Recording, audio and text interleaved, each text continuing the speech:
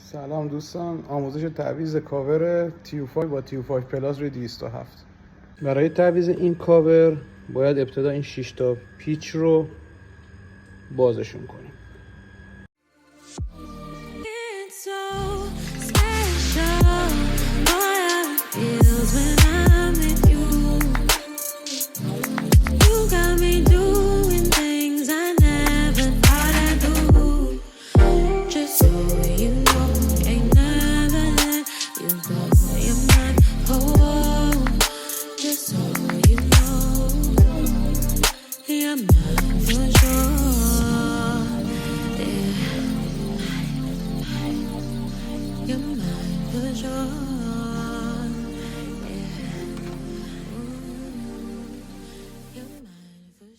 برای نصب این کاور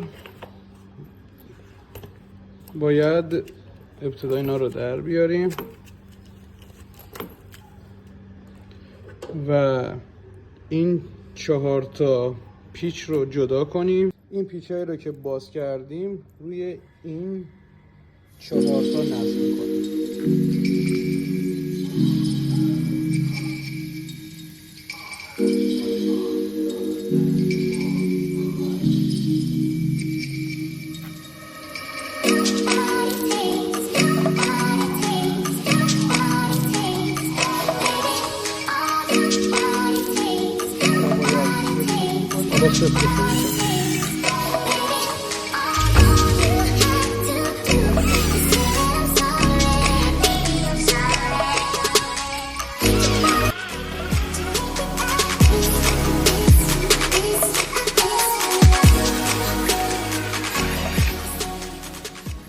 مرحله آخر هم میرسه به نصب این کاور روی موتور.